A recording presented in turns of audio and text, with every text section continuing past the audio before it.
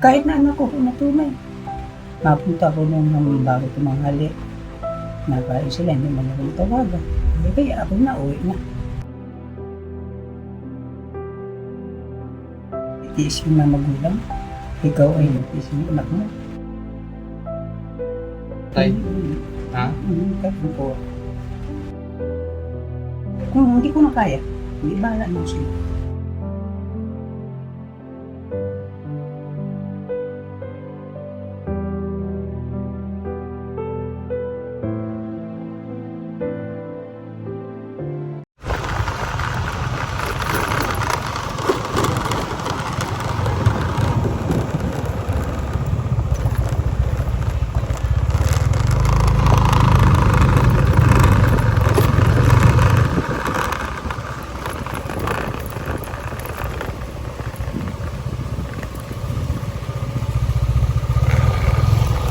Tay, kamusta? Sige, wait lang. Ayusin na namin yung motor.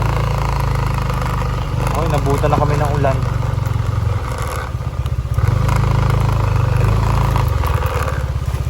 So, nabutan na kami ni Mrs. ng ulan. So, yun nga po. Binisita ulit natin si Tatay Jesus.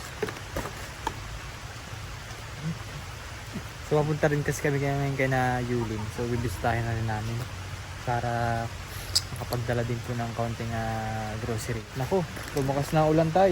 Hindi na tayo sa loob. Oo. Sige po, punta po kami dun. So tayo pala dumiretso dun kasi bungabong pa po yung pupuntahan namin. Dumaan na lang muna kami din kay Tatay Jesus para hindi rin kami mabasa. Kasi tulad na ito. Biglang lumakas yung ulan. Ang way lang din ang puntahan namin kasi ito Bansud. Sunod na bayan naman ay Bungabong. Kaya ayan, pagdesisyon na muna namin dito na dumaan para hindi mabasa.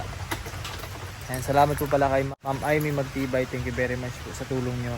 At talagang malaking tulong po ito sa mga tinutulungan namin para makapagbigay-bigay din po ng grocery, mga ganito tulad po na ito. At sa mga panibago pang pupuntahan po. Ayan, salamat po kasi si Ma'am Amy ay nagbigay po ng pantulong po na para sa ating mga babayan. Salamat po. Ayan, kasama ko si Mrs. ngayon. Ayan, so kahit paano naman tayo ay may kasama ngayon. Hatay? Hindi naman po naulan din eh. Hindi Pinunot. Punong-puno na ni tatay ng panggatong Sir, bakit wala na kayo? Ha? Oo. Para may natulog dyan. Yan? Mabasa siguro to kaya ganito. Ay, kahapon ko lang napansin. Baka dahil po sa pinagpakuan. Siguro na. Eh dyan naman po sa loob, wala. Wala. Wala naman po. Uh-huh. Ang dami mo ng impact na kahoy tatay, Ay, yung aking kunako na hindi na muna ng anak ko. Ha? Yung aking gasol, hindi na muna natin. Samantalag daw ko naging... Yung gasol mo? Oo. Ay, hindi mo na nalalagyan ulit. Ay, hindi. Baka ako nakakon ulit. Ay, sabi niya, ikunin ko lang yung pag-umpa. Pag may pang na. Hindi lang mo sa araw. Hindi lang mo sa araw. Ay, nadalaw ka naman din na. Nadalaw ka. Nadalaw. Yung taga doon po, kabila. Ay, hindi po. Doon, sa Badyan doon. Sa Badyang. Ay, ito, nandito naman na hindi naman ako nadalaw nun. Ha? Hindi naman ako nadalaw. Yun lang, pag may kailangan yun na talaga. Napunta. Pangit naman pag may kailangan laang. Kaya, kaya sabi nga nila, natis ka ng magulang. At anak mo naman sila, ba't hindi ko man lang madalaw sa lapit-lapit? Medyo kung malayo sana. Hindi. Pag ako tumingin sa malayo, para siya nagawiri-wiri. Ay, naubos na yung gamot mo? Ayos naman yung kahit na kung na linaw na ang paningin sa malayo. Pero nung time na may gamot ka, medyo naayos-ayos, di man nasakit. Hindi ba? Ay ngayon ay wala na. Siyempre sabi nga nila, siyempre kulangan. Siyempre magaluwa talaga yan, sabi nila. Kasi hindi maiwasan niya, kailangan pala yan, merong maintenance Dahil kapag walang maintenance ay nakalat po yung katarata. Yung tanong, katarata daw na ho. Katarata po Pero yun dito, sa dito, right side o left side. Sa lugar nito, oh. Ano pong ginagawa niyo dito kanina? Pagkarating Nakaupo. namin. Nakaupo. Parang ang lalim ng iniisip ni tatay kanina. Anong iniisip mo, tatay? Wala ho. Ha? Wala ho. Paano na po yan? Katatapos ko lang nagwalis. Nagwalis ka din sa labas. Ang ulam mo kanina. Ay, yung binigay sa akin na, Ano po? na pulok. Ha? Tapulok. Na ano na piraso. Na pinirito. Tinirito mo. Ayun. Naglinis ako. Pinunasan ko kanina. Umaga ko na yan. Ano po? Ito, yan, binigay ko sa labas.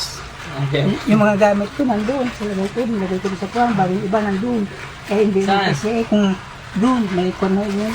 Yun, may kwarto yun. Napakalayo pala ng cabinet ni Tatay Jesus. Meron pa, oh. meron pa dito sa kabila. Saan? Diyan sa likod. Ay, ang lawak pala ng bahay ni Tatay. Ay, hindi ko magkasya pag pag Dito po sa kabila. ay, anak ko, ay tuluan mo yan pag malakas ang ulan. Kaya diyan ko dito. Anong pinaglalagay mo doon? Mga katulad ng? Ay, yung mga kanlango, pero yung mahalagang gamit, ay dito ko ilagay. May mga kandado naman yun. Yan, doon mo. Malinis talaga oh. Malinis pansin niyo mga babae talagang although isang taon na rin siguro tay. Isang taon na? November 12. Sa November 12 ay magwa 1 year na po itong bahay ni tatay. Kahit na magwa 1 year na pero makikita natin na malinis at inaalagaan ni Tatay Jesus. Kaya talagang masarap din balikin si Tatay Jesus gawa ng ito po yung nakikita natin lagi na iniingatan niya. Ay, kamusta naman si Tatay Jesus? Di naman nagkakasakit? Sino po ako? Oo. Hindi pa, hindi ba? Hindi naman ho. Mabuti po. Kahit paano i-safe ka at mahirap ay kayo nagkasakit, wala kang kasama. Wala nga ako. Kaya mag-iingat lagi. Ano tay? Oo. Kaya nung dating mo, nandito ko napopo at sabi ko nag-aambun. Nag-aambun. Wala kang ini-expect na darating. Wala o. Walang Surprise.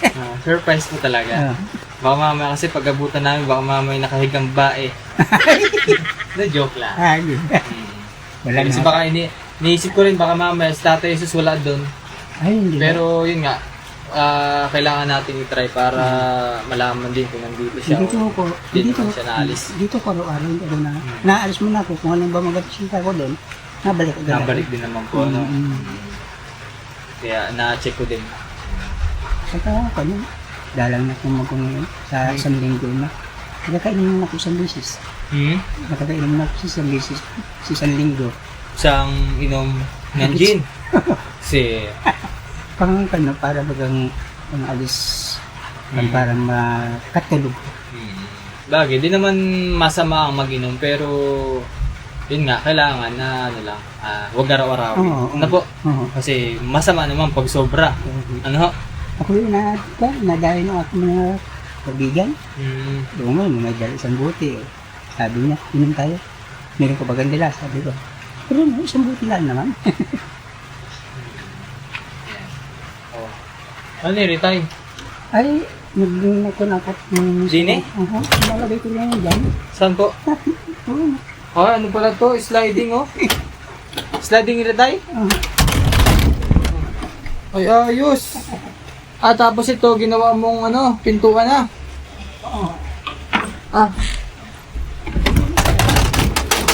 Ay, tinanggal mo na dito yung Hindi naman dito tayo. pintuan. Hindi naman dito tayo nagtanggal nun.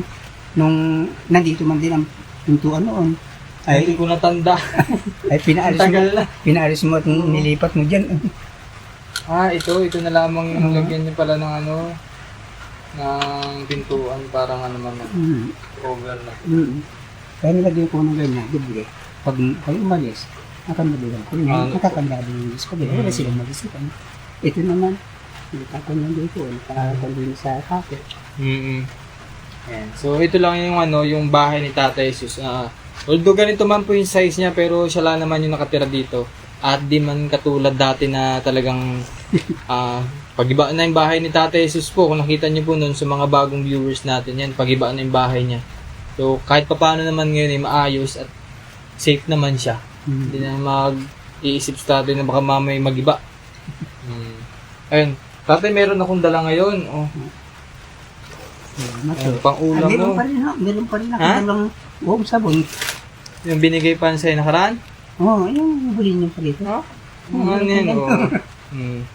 Pasensya na po kahit ngayon lang nakadalaw ulit Sige ay. po. Yan, meron diyang ulam mo at kape, tinapay para Ayun ang ako na importante sa akin yung kape. Sa hagaw ng pag-umaga, pa ako hindi makapagkape, naghihilaban siya. so ibig sabihin kailangan mo magkape. Oo, sa umaga ka Iba naman sa tatay, hindi man yung pag nakapagkape, saka naman parang nahilab. Kayo ay kapag di nakakapagkape, saka nahilab. Oo. Kaya man din kung kunay, nakita ko doon sa mga kuwan ko, napahingi namin ng 3 piso ng pambili isang stick na Nescafe. Ibig sabihin wala kang kape ngayon.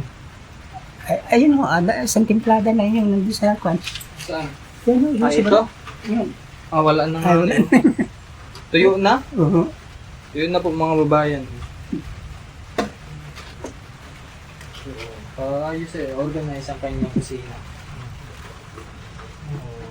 Wala silang sabi dyan, kasi nung pumarine sabi nga nila, para kang babae alang hindi ko linisan yan sarili ko na yan.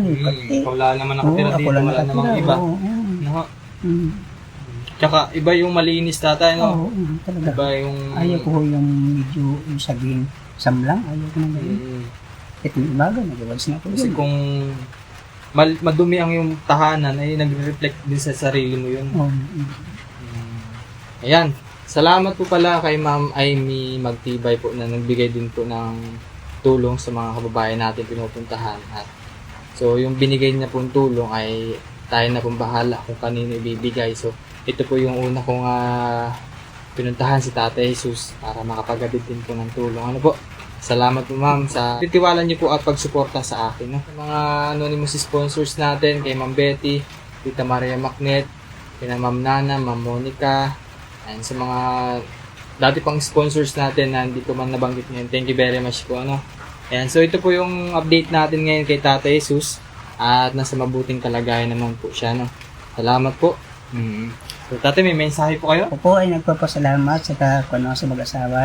Sila po ay dumating na uli para ako mabisita nila kung ano ang kalagayan ko. Ay ayos naman po ang kalagayan ko. Mag-ingat po palagi. Ito mo, pag ako kumain sa hapon medyo maliwaluran pa, ako'y nakakain na mahiga na. Gawa na, pag ako kumain ng madilim, medyo malabo na rin konti ang paningin ko. Kaya maaga akong nakain, maaga akong nasain. Ikaw mo sa solar mo, nagana pa? Oo, nagana. Ayun nga ang problema dyan. Kung alas 2, ay patay na. Alas 2 ng? Ang madaling araw. Ito? Alas 2. Kailan pa? Matagal na ba? Na ganun? Baka po parang siyempre nagagamit natin. Kaya parang yung battery niya ay naluluma ba? Sa umaga, nakakon siya ay alas 5, sa hapon, alas 5, may ilaw na. Pag yun lang sa alas 2 na madaling araw yun, namamatay. Kaya sabi ko, kasi isang taon na rin natin tayo. Isang taon na rin. So, siguro nga yung battery, naluluma. Kaya kapag ako may pera din, kundi na ko na isang solar ko na para din sa labas. Sa labas? Para yung kahit paano may ilaw ka dun, no? Oo, para makapagluto rin yung maaga ng kape. Wala ka bang ilaw dun sa kusina mo, sa lutuan mo? Wala. Ito. Ayun, kasera. Tingnan ko kung meron pang andun, tira. Para mabigyan ka rin ng Maraming salamat. Ito ko yung bigyan na ulit. Pero nakilinong ko lang sa akin yan. Pinagpapasalamat na ako nagkaroon ng ilaw na hindi ako konsumasyado sa yan. Ang gamit ko ay kurod. Napagdukong ko pa sa umaga. Ilan taon ka na tayo? 74. 74.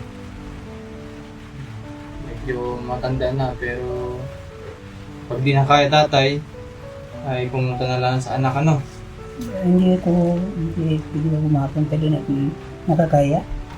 Nakakaya sa mga manugang ko. Kahit na anak ko na tunay.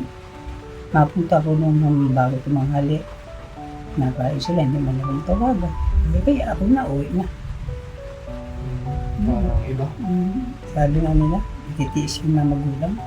Ikaw ay pinanitiis yung anak mo. Eh, walang problema yung ka. Siyempre, may pamilya na sila. Ako wala. Kain sila, bahala sila. Malay mo kung kulang pa ang kanilang inakain. Kahit kung walang bigas, hindi mo na natanong tayo. May bigas ka pa ga. Hindi nga yung sabihin wala. Ay, sabi ko meron. Nagtatakbo ka dun sa mga anak mo tayo. Ha? Tatampo ako. Yung, nagtitiis na lang ako. Kung hindi ko na kaya, hindi bahala na sila. At pero kung kaya ko ay gasolin mo na. Sa pagdating nito ang kano, sa malay din ako. Kahit bago maka isang salo pang 2 oras na buti ng palay ay asin na. Sa maka isang nag-upo ako din. Ito nagdaan niya, talagang may bigat, may palay ako nung ayos ko ng paningin ko. Ngayon wala na kahit sa buti. Dito? Yan, paikot lang yan. Punta pa kami. Punta pa doon sa malayo. Oo. Pasampas lang Mainit ay? Oo. Kaya mahina na ako ngayon sa init. Makapunta nga lang dyan sa magpasal-pasal. Talagang sabi ko yun. Mapupunat. Delikado. Baka ako masyak. Ayun. Kaya sana naman sa mga anak po ni tatay ay mabisita kahit paano po at malaman din kung ano yung sitwasyon na din eh. Hindi naman kawalan yung isang araw na bisita dito ay Hindi pa nga kaya, tatlong tulungan niyo. Yung aking mga nakawala. Pagagay, maraming salamat din sa tumulong sa akin. sana hindi natin kalimutan din yung ating Sana. responsibilidad sa magulang natin. Kahit paano yung matulungan din po pagbibigay ng mga pagkain po. At pasensya na sa mga nasabi ko pero Oo, kailangan ng Ayos tulong naman ho ng yun. Pwede ng na. magulang. Wala ba sa yung galit tayo kaya ganun? Wala to. O siguro hirap din sa buhay. Mahirap din mo. Isang kahigis dito ka din. Gaya ko. May nag-aaral. Dalawang nag-aaral. Yung gusto ko. Anong tawag din? May nguyang. Dalawa din. At tatlong nag-aaral. Maging ha. Opo.